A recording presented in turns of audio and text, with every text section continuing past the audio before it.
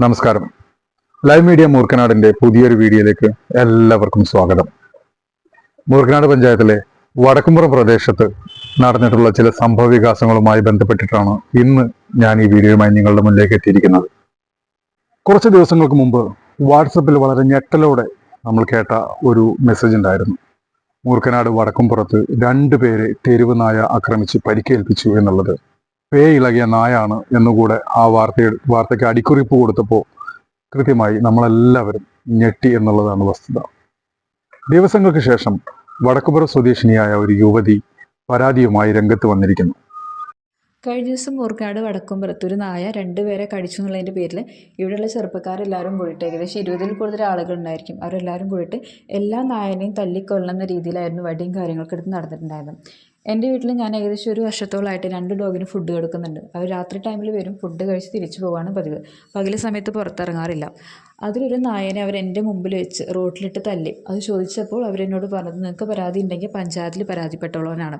അതിനുശേഷം അവർ രാത്രി നായ്ക്കളുള്ള സ്ഥലങ്ങൾ നോക്കി നടക്കുക, എന്നിട്ട് അവരെ ഉപദ്രവിക്കാൻ നോക്കുകയൊക്കെയാണ് ഉണ്ടായിരുന്നത്. അതിനുശേഷം തുടർന്ന് എൻ്റെ വീടിൻ്റെ അടുത്ത് തന്നെ ഒരു വീട്ടിൽ ഒരു നായ അവശനിലയിൽ വരികയും പിന്നീട് അത് മരണപ്പെടുകയുണ്ടായി. ഇതുമായി ബന്ധപ്പെട്ട് ഞാൻ പഞ്ചായത്തിലും പോലീസ് സ്റ്റേഷനിലും പരാതിപ്പെട്ടു. ഇതിനെതിരെ കൃത്യമായ നടപടി എടുക്കുമെന്ന് തന്നെയാണ് അവരെന്നെ അറിയിച്ചിട്ടുണ്ടായിരുന്നത്. തൻ്റെ കൺമുന്നിൽ വെച്ച് നായ്ക്കളെ യുവാക്കൾ ക്രൂരമായി ആക്രമിച്ചു എന്നും അന്നേ ദിവസം വൈകുന്നേരം ഒരു നായ അടുക്കള ഭാഗത്തേക്ക് ഓടി വരികയും കുറച്ച് മിനിറ്റുകൾക്ക് ശേഷം മരണപ്പെടുകയും ചെയ്തു എന്നുള്ളത്. അതിനുശേഷം അവർ ഫോറസ്റ്റ് ഡിപ്പാർട്ട്മെന്റിനെ അറിയിക്കുകയും അവരുടെ ഗാർഡ്സ് വന്ന് മരണം സ്ഥിരീകരിക്കുകയും ചെയ്തു. തുടർന്ന് പൊതുപ്രവർത്തകനായിട്ടുള്ള മുഹമ്മദ് കുട്ടിയുമായി അവർ ബന്ധപ്പെടുകയും ഇതിനെ കുഴിച്ചിടുന്നതിന് വേണ്ടിയുള്ള നടപടിക്രമങ്ങൾ ചെയ്യുന്നതിന് വേണ്ടിയുള്ള സഹായം അഭ്യർത്ഥിച്ചുകൊണ്ട് മുഹമ്മദ് കുട്ടിയെ വിളിക്കുകയും ചെയ്തു. തുടർന്ന് panchayat president, vice president, secretary തുടങ്ങിയവരുമായി ബന്ധപ്പെടുകയും ഫോറസ്റ്റ് അനിമൽ റെസ്ക്യൂവറായിട്ടുള്ള മൂർഖൻ ഹംസ ചട്ടിപ്പറമ്പിനെ വിളിച്ചു വരുത്തുകയും അദ്ദേഹം സുരക്ഷിതമായ സ്ഥലത്ത് ഇതിനെ കുഴിച്ചിടുകയും ചെയ്തു. ഈ മാസം 22-ാം തീയതി മൂർക്കാട് വടക്കുംപുറം 9-ാം വാർഡിൽ ഒരു തെരുവ് നായ അവശ നിലയിലായി ഓടി വരികയും പിന്നീട് 1 മണിക്കൂറിന് ശേഷം ഈ നായ മരണപ്പെടുകയും ചെയ്തു.